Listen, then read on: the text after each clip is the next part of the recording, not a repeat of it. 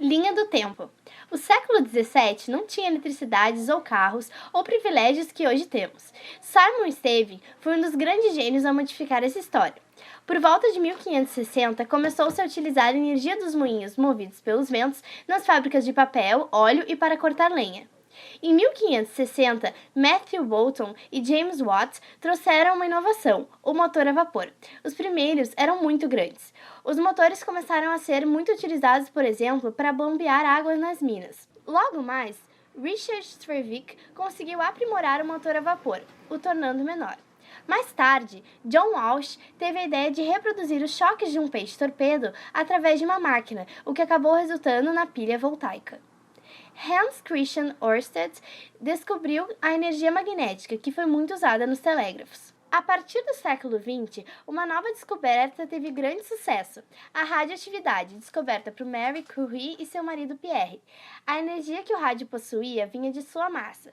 Por volta de 1930, veio a energia nuclear, usada nas bombas nucleares.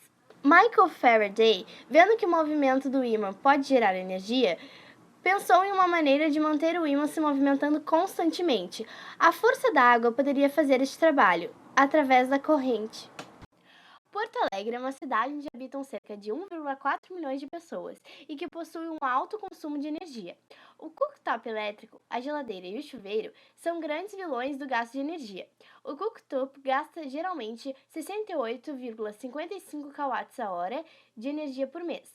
Uma geladeira gasta em torno de 25,2 kWh. Algumas dicas para se evitar o grande consumo de energia é trocar o uso das lâmpadas incandescentes pelas lâmpadas fluorescentes, evitar o uso de geladeiras antigas, pois elas consomem mais energia, e quando não estiver se utilizando um cômodo, apagar a luz dele. A energia elétrica é produzida em médias tensões nas centrais de geração, em média 15.000 volts, e partem para as subestações, onde as tensões são elevadas para os níveis de transmissão. O sistema de transmissão é o sistema que transporta a energia que foi produzida nas usinas para os consumidores.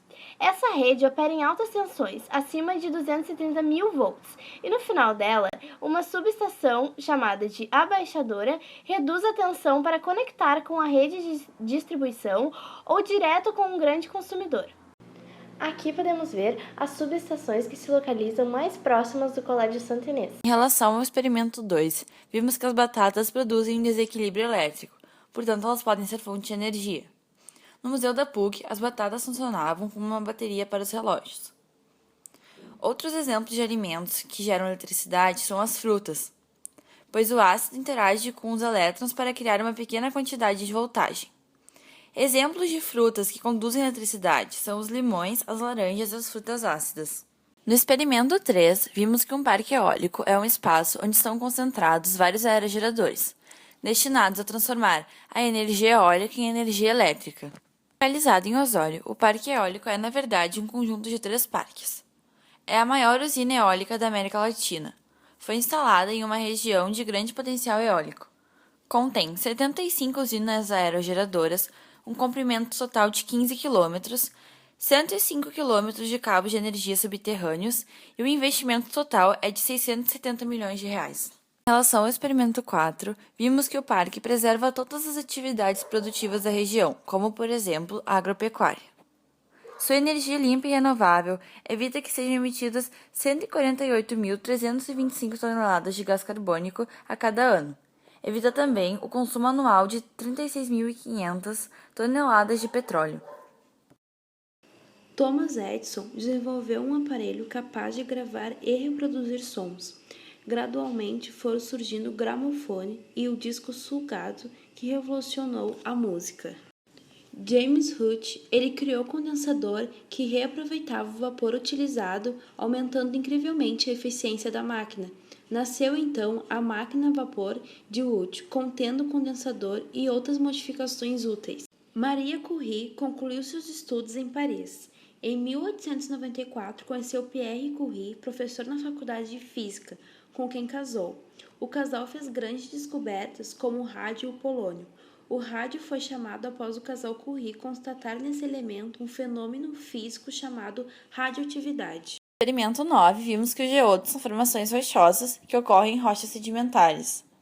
São cavidades que se formam nas rochas revestidas por formações cristalinas, muitas vezes apresentando a forma de faixas concêntricas.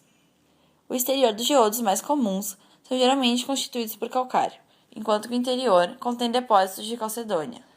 Outros geodos apresentam-se completamente preenchidos com cristais, se apresentando como uma massa sólida, recebendo o nome de nódulos.